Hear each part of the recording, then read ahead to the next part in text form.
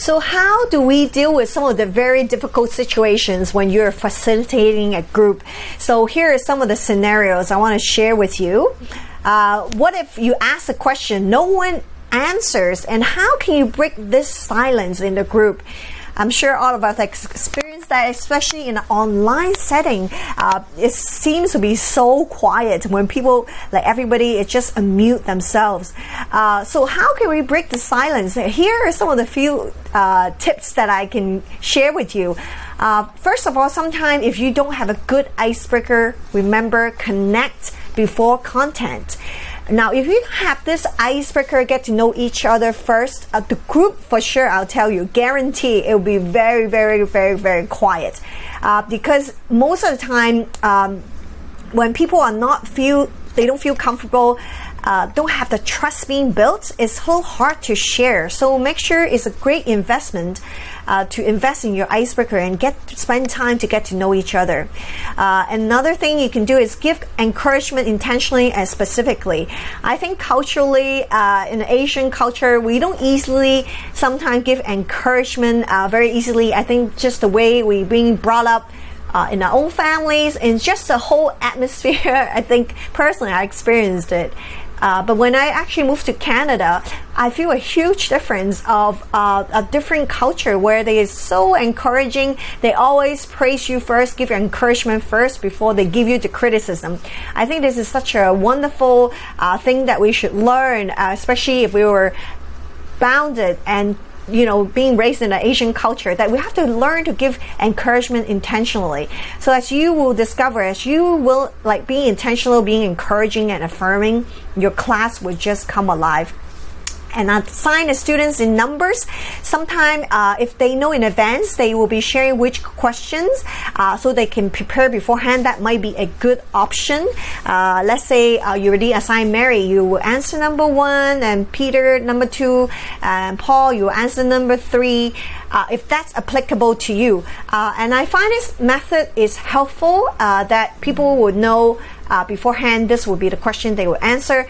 But at the same time, if you have a group that is already very dynamic, you really don't have to do that, because you don't want to limit people, or you only answer number 1, answer number 2, answer number 3. So it's really depending on your groups. Another thing you can do is, I think it's very important, is sometimes when you ask a question, people need time to think, actually. So there's 10 and 20 second rules after you ask a question. Don't feel like, oh my goodness, there's dead air, and you feel so panic about it. So the best way, and you so quickly answer the question yourself. So count in your heart about 5 to 10 seconds and let people have time to think. And sometimes if you answer too quickly, you really kind of kill the discussions. Also, mentally taking notes to the quiet people and ask them to read a passage or do small tasks. For the quiet people, they might feel very shy. They don't want to share anything. So ask them, maybe just read a passage or do something small so that you can get them involved in the process, and hopefully gradually they will open up more. And then maybe sometimes you want to discuss in smaller groups. As some example I gave earlier, especially personal questions, the applicable questions where they will share very deep personal issues like challenges and struggles.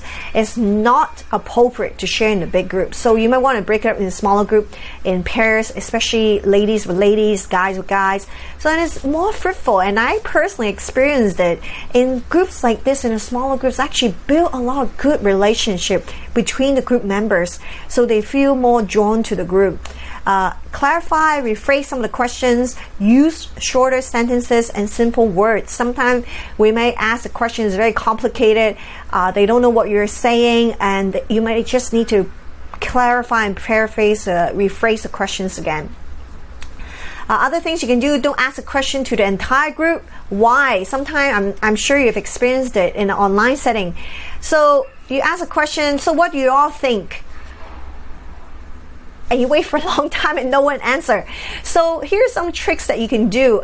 First of all, you want to give time to think. And then afterwards, you might want to name a person that looks kind of wanting to talk. Look at their face, they have eye contact with you.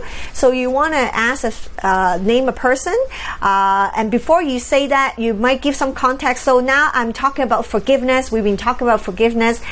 So have you ever experienced forgiveness yourself? So you kind of recap a little bit what you've been talking. Sometimes maybe people are wandering off, dreaming. So and then ask the questions again. So context, give a little bit of context, recap a little bit, and then ask the questions again. Ask the sharing questions, pick the next person to share, so they don't feel like, always you pick the other person. So it's more fun too, ask the sharing person to pick the next person, or ask the people to raise their hand when they want to answer. One thing I love to do is called throwing an invisible ball. So we all imagine there's an invisible ball. After I pass it to Paul, Paul shared, and then Paul will pass the invisible ball to Mary, so you can have a little bit fun of it.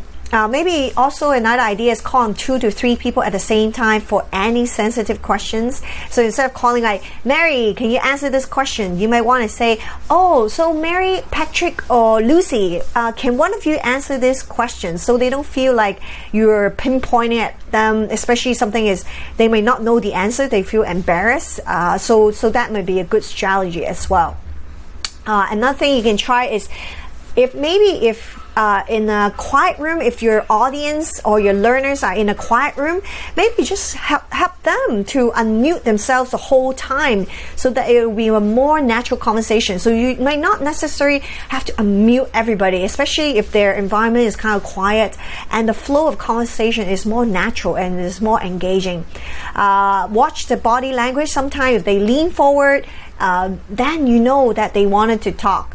Other thing is, someone asks a question you don't know to answer. You might want to say, sorry, I will let you know the answer, or ask the rest of the group. If anyone have any suggestions to answer that, or you can just say, let us find out next week, I will answer back to you.